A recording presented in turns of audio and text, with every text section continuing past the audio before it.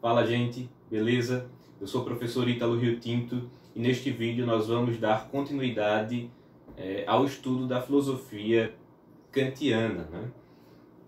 No vídeo anterior nós falamos sobre o criticismo, né? Uma introdução ao que é o criticismo kantiano, e nesta aula, né, nós vamos conversar um pouquinho sobre as condições e possibilidade do conhecimento dentro da filosofia de Kant, a partir desta crítica, né, a partir dessa filosofia crítica que Kant desenvolve, né?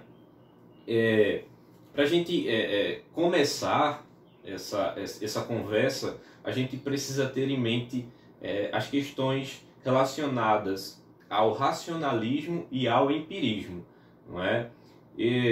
Tem a aula aí, se vocês podem conferir, tem a aula aí da professora Paloma, quem não viu ainda, dá uma chegada aí, e ela fala sobre racionalismo e empirismo, né? Aqui eu só vou dar uma retomada, né? Fazer uma anamnese, uma reminiscência do assunto, para que a gente possa caminhar mais facilmente na filosofia kantiana, né? Então, o que é o racionalismo, né?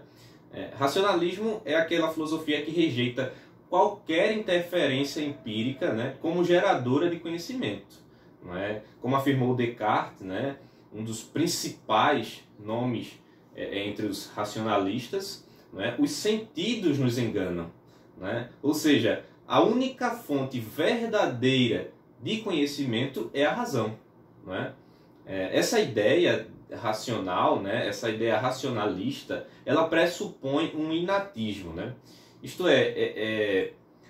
o inatismo é uma concepção de que as ideias estão no intelecto desde o nascimento e vão se desenvolvendo, né, na medida em que se usa positivamente a razão, né?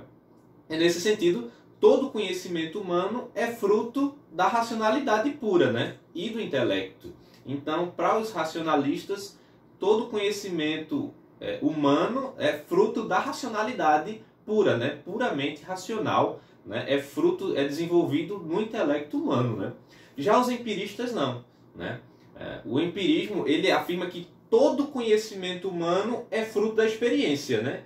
E que as ideias só surgem na mente humana depois da vivência, né? Ou seja, as ideias elas surgem depois da vivência humana, não é? Locke, por exemplo, que é também um dos principais nomes, né, do empirismo, vai dizer que o homem nasce como uma folha em branco, né? E que as experiências vão formando o conhecimento do homem, né? Então, a gente pode compreender que todo conhecimento humano, né, para o empirismo, é fruto das vivências sensíveis, né? Que são experiências sensíveis que vão sendo adquiridas, né, ao longo da vida, né? Então, são os dados da experiência que geram conhecimento, né? Enquanto para os racionalistas o que gera, né, o conhecimento, né, é a racionalidade pura, né?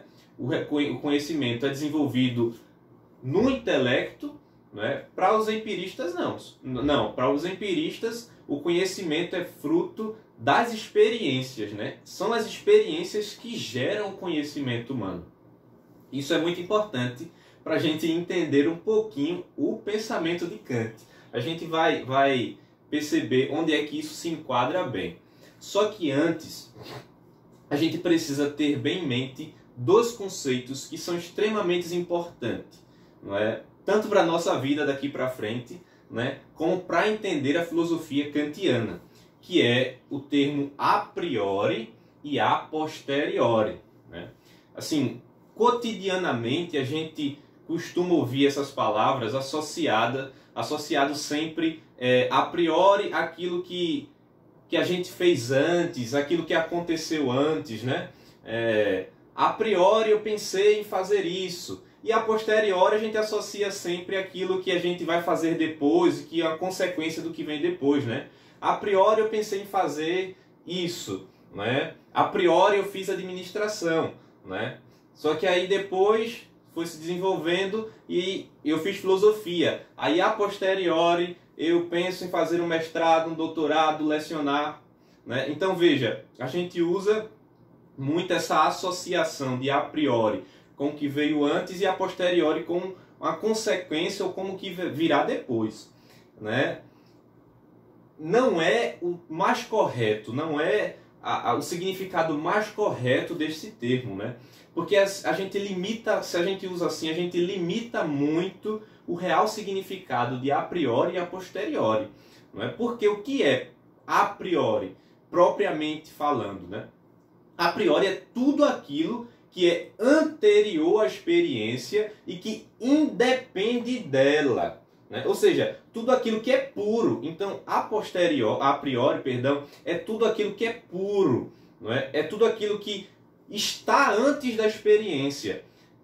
Pode ser associada ao que vem antes? Pode, mas depende muito da colocação, não é? Porque a gente tem que ter sempre em mente que a priori é um conceito, não é, de algo que está anterior à experiência e que independe totalmente da experiência. Ao passo que a posteriori é ao contrário, né? A posteriori é justamente aquilo que é estabelecido em virtude da experiência, né? Então, quando formos usar esses termos, agora a gente vai ter uma consciência maior do que é a priori e a posteriori. Lembrando, a priori é tudo aquilo que é anterior à experiência, né? Ou seja, aquilo que é puro, aquilo que não depende de qualquer experiência, e a posteriori é tudo aquilo que é estabelecido propriamente pela experiência. Isso é fundamental, porque Kant utiliza muito isso, o desenvolvimento da filosofia kantiana, né? A gente consegue caminhar facilmente quando a gente tem isso em mente, né? Então, voltando, né, para a concepção da filosofia kantiana. Tem lá o racionalismo e o empirismo, não é? Racionalistas dizendo que o verdadeiro conhecimento está na razão, e os empiristas dizendo que o verdadeiro conhecimento está na experiência, não é? Kant vai olhar para tudo isso, dar um sorriso e dizer: vou lançar a braba. É isso que Kant faz. Por quê? Porque para Kant o conhecimento se dá a partir da união entre a razão e a experiência, né? Kant vai dizer: nem é só razão, nem é só experiência, né? Nem os racionalistas estão certos, nem os empiristas estão certos, né? Totalmente certos, né? Ele vai pegar os dois, vai pegar o racionalismo, pegar o empirismo, vai dizer: são os dois que geram conhecimento. Só que isso não é tão simples assim quanto parece, né? A argumentação de Kant, o que Kant desenvolve em cima disso é muito interessante, muito bem desenvolvido, né? Por isso, no começo pode até parecer um pouquinho complicado, né? Mas não desista não, vá seguindo, vamos acompanhando o raciocínio que vocês vão ver que vai ficar super claro, super transparente o que é que Kant entende como conhecimento, juntando essas duas dimensões, né? Então, justamente nisso, né, o que é que acontece? A experiência, né, na experiência é dado um objeto no mundo, não é? Que é sensível. O objeto dado no mundo é sensível a partir dos sentidos, né? Então, depois do objeto que é dado no mundo, não é, o intelecto relaciona o objeto organizando as experiências. Então, o objeto é apreendido pela sensibilidade e depois o intelecto relaciona o objeto, né, organizando a experiência, né? Então, assim, a partir disso é gerado conhecimento. A partir dessa apreensão do objeto dado no mundo e a partir dessa organização feita pelo intelecto das experiências que existem, né? Vamos caminhar mais um pouquinho para a gente começar a entender isso aí, né? Então, nesse aspecto, né, da geração do conhecimento, a gente pode observar que o trabalho de organização no intelecto é a priori, ou seja, puro. A gente vai usar muito esse termo daqui para frente, tá? Então, a organização no intelecto é a priori, porque acontece na relação já contida no homem, né? Já o conhecimento propriamente dito, ele é a posteriori, porque acontece quando as experiências são organizadas e associadas. Está um pouquinho confuso? Vai clarear bastante agora, né? Vamos acompanhar. Esse processo todo, né, do conhecimento kantiano nasce do que Kant chama de operações do espírito, né? E espírito é aquela capacidade de raciocínio, tá? Então, essas operações, né, passam por 3 etapas bem distintas e que a gente vai trabalhar bem direitinho. A primeira etapa é a intuição, a segunda etapa é o juízo e a terceira etapa é o raciocínio, né? Cada uma, né, dessas etapas, elas são distintas em si mesmo, né? Então, assim, apesar de elas desenvolverem essas distinções próprias em si mesmas, né, elas ocorrem quando a operação anterior fica muito complexa e aí a próxima ela vai complementar essa complexidade, né? Aquilo que é anterior não consegue mais desenvolver, a seguinte vai começar a desenvolver. Então, assim, apesar de elas serem bem distintas aparentemente, elas se completam, né? Elas são como que uma cadeia na relação do conhecimento, né? Então, assim, todo conhecimento, né, nasce do saber intuitivo, Kant vai afirmar. Por quê? Porque só é possível, né, conhecer, só é possível ter algum conceito, não é, a partir de uma intuição. Depois da intuição, passa a se associar ideias. E essa associação se dá a partir da capacidade de julgar, ou seja, pelo juízo, né? Quando passamos do julgar para o entender, a partir dos acréscimos, né, mais complexos de associação, quando a gente começa a associar as coisas, chegamos ao raciocínio, não é? Então, esse é o estágio. Nós intuímos, não é, o objeto, não é? Depois nós julgamos, nós passamos pelo crivo do julgamento aquele objeto, não é? E depois nós associamos as qualidades, os atributos, não é, desse objeto e chegamos ao raciocínio. Não é? A gente vai trabalhar cada um bem direitinho, destrinchá-los bem direitinho, para que a gente possa conseguir entender bem facilmente o que é que Kant quer dizer com essas coisas, né? Por bem, vamos começar com a intuição. O que é a intuição, né? A intuição é justamente a relação imediata do objeto com o sujeito. Ou seja, é quando o sujeito apreende o objeto sem precisar necessariamente pensar nele, não é?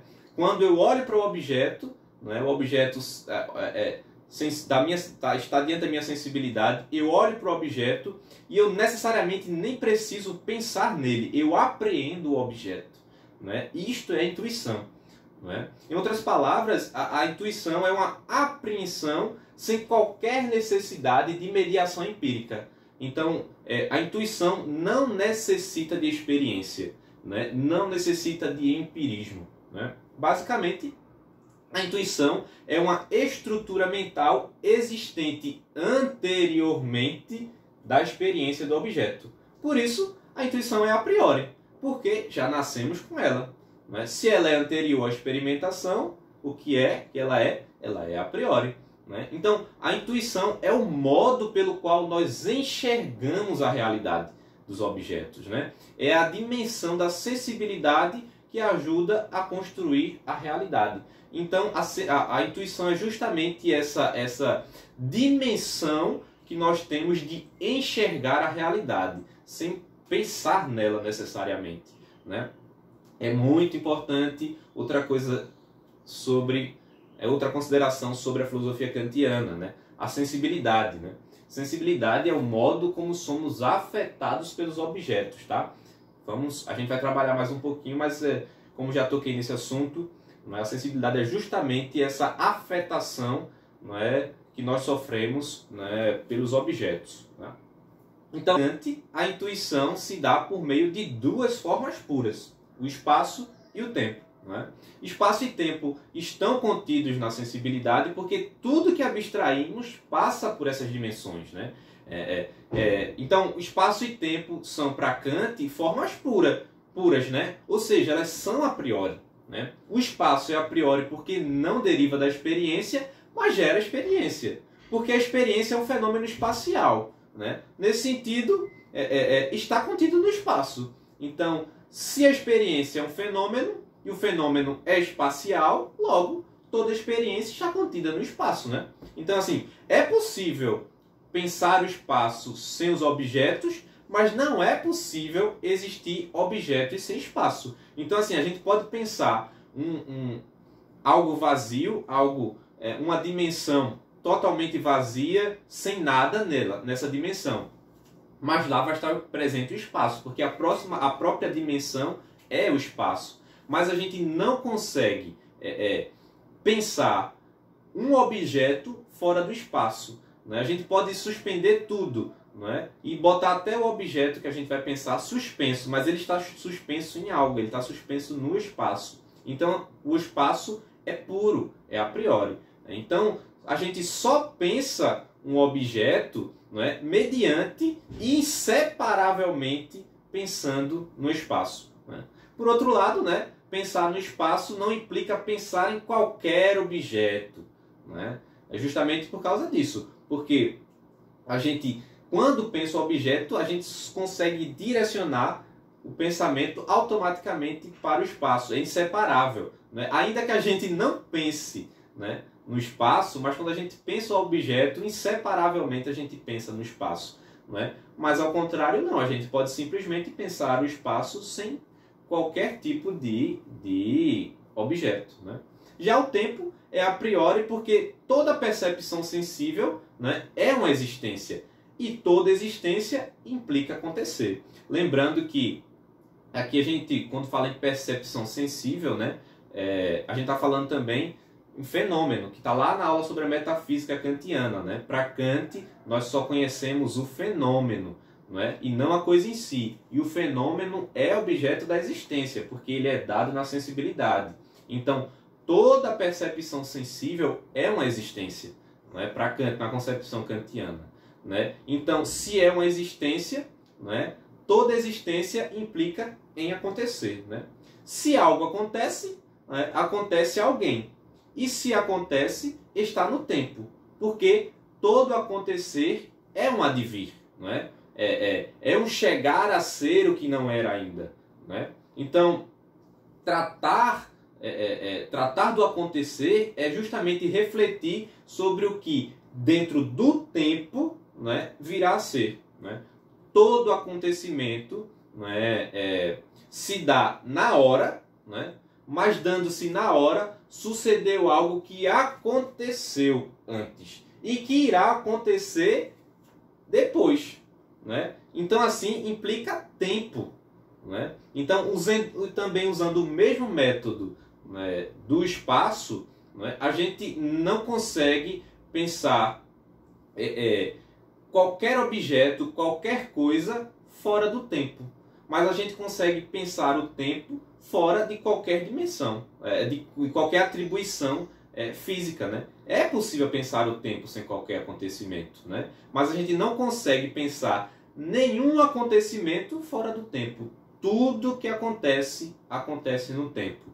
Mas o tempo necessariamente, né, não necessita de nada, né, para que ocorra, né? Então, a dimensão a priori é justamente essa relação, tempo e espaço, para Kant, né? Então, para finalizar, né, essa parte, nós devemos considerar que espaço e tempo não são conceitos. Por quê? Porque conceito pressupõe multiplicidade, né? Ou seja, uma universalidade, né? E não existem vários tempos e nem vários espaços, né? Podem existir vários lugares, mas todos os lugares estão dentro da dimensão do espaço, né? Existem várias horas, mas não existem vários tempos. As horas estão contidas no tempo, né? Então, ela não é universal nesse aspecto, né? E também o que é o conceito, né? Só para a gente retomar. O conceito, por exemplo, o conceito de casa abrange todas as casas. O conceito de animal abrange todos os animais. E a intuição ela não parte de conceitos. Por quê? Quando a gente olha um cachorro, a gente não pensa em todos os animais, não é? A gente pensa naquele animal, a gente está intuindo aquele animal. Então ele é concreto, ele é particular, tá? Ele não é universal, não é? A mesma coisa o conceito de casa, né? O conceito de casa abrange todas as casas, né? A casa particular não. A intuição é particular, é aquela casa, né? Aquele animal, né? E então espaço e tempo para Kant não são conceitos, justamente por causa disso, porque eles não são universais, né? Eles não têm uma multiplicidade, é um e único, né? A gente vai desenvolver mais isso aí, isso vai ficando bem mais claro, né? Então, portanto, né, a gente pode perceber que Kant considera espaço e tempo, né, como objetos da sensibilidade, né? Considerando que sensibilidade para ele é justamente a faculdade de intuição, a faculdade de percepção. Por quê? É a partir da intuição que se pode chegar à construção do juízo e às suas atribuições, né? E aí caminhar para o entendimento, para o conhecimento. Para que esse vídeo não fique assim muito extenso e muito cansativo, a gente vai encerrar ele aqui, né? E no próximo vídeo nós vamos tratar justamente das outras duas operações do espírito, não é? O juízo e o raciocínio. Beleza? Qualquer dúvida, dá uma chegada aí que a gente está disposto a tirar. Se eu não souber, sempre vou buscar e a gente tenta solucionar.